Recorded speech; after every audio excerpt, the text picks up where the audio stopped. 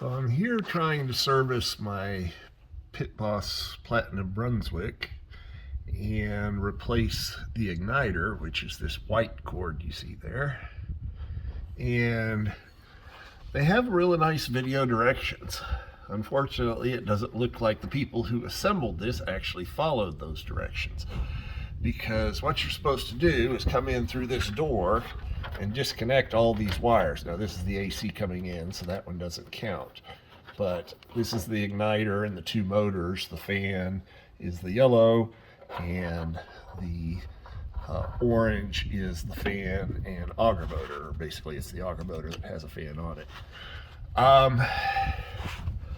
But let's see if I can peek this in and see anything.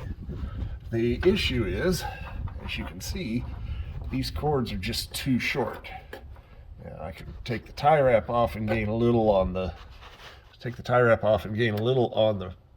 red one here, or orange one, but the yellow that goes through here to this, there's no gaining any length. And of course they have a nice grommet there, they don't have a grommet here, so what good is it, right? If you need a grommet there to protect that from getting cut, and you need a grommet up there to protect that from getting cut, don't you need one here? So obviously whoever assembled this did not actually anticipate anybody actually having to service it.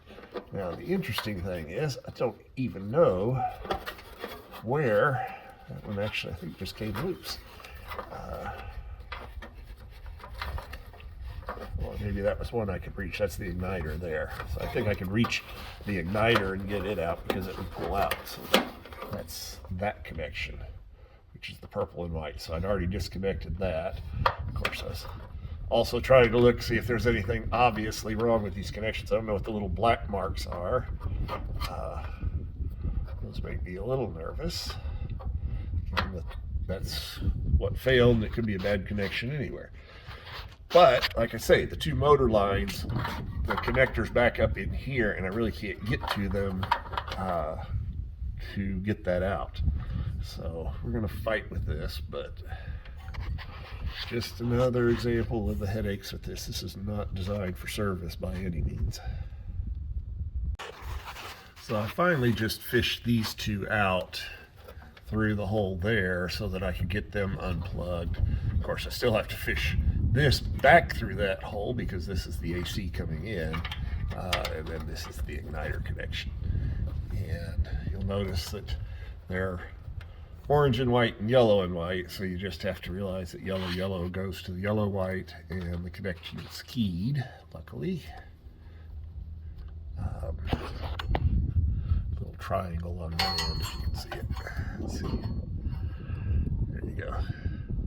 So yeah, so these connectors are keyed, and we believe that one goes there, that one goes there, and then that's the igniter.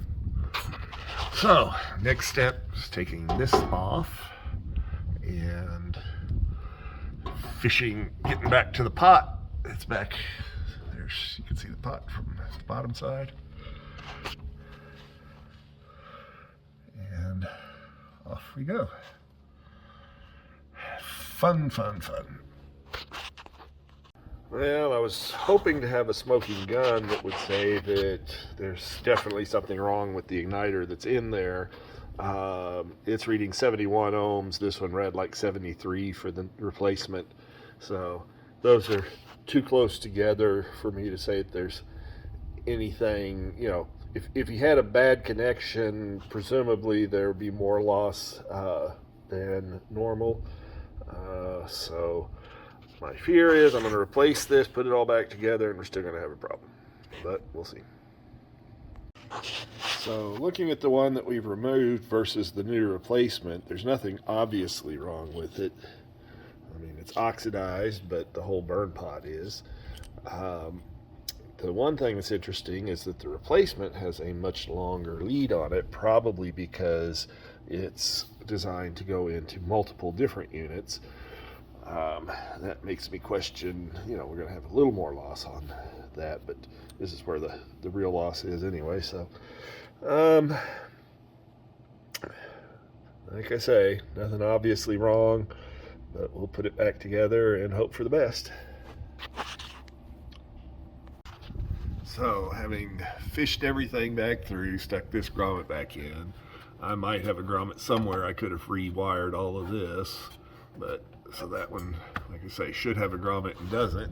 See how this one has one that's put in, the hole itself is oblong, so the grommet doesn't fit well anyway. But the two connectors for this yellow and red or orange are literally right on the other side of this. There's no way to get them over to the door that's over here. And I ended up using the igniter wire actually to fish this line back through after I shoved those other two in. And then there's plenty of room on the new one to plug and unplug it over here like you're supposed to be able to do. But these two were cut way too short. So what they show in their video doesn't match what I've got in mind, but that's not surprising at this point. So in addition to the whole back panel having been smashed in on the original unit, the piece that goes across here, the cover that I'm about to put on, this fan, if you look, it is quite literally right up against this surface. And so that had just a small dent in it and had caught this fan that drives the auger, so that couldn't run at all. And the reality is this fan can't possibly move any air because there's no vent or anything here.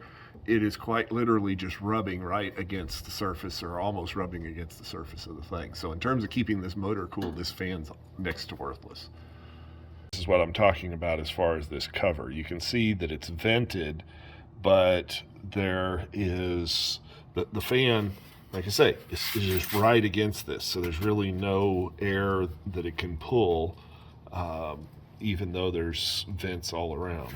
It would need a vent on this surface, or it needs to be further away from the surface. So right here you can see what's left of the original dent that I had popped out. I'm going to try to pop that out just a little further, because there's also, you can see there's actually a dimple on top here as well. But I'm going to try to bend that out, make sure that it can't possibly bump into the fan in the future. Well, so the good news is, after replacing the igniter, we've managed to get up to 225. I set it to 220, so we're at temperature basically. Of course, you can see we're actually a lot hotter than that in there, and I don't have any water in to help regulate. But the point being that we have never gotten this far in this period of time using the old igniter, so looks like we may have been successful.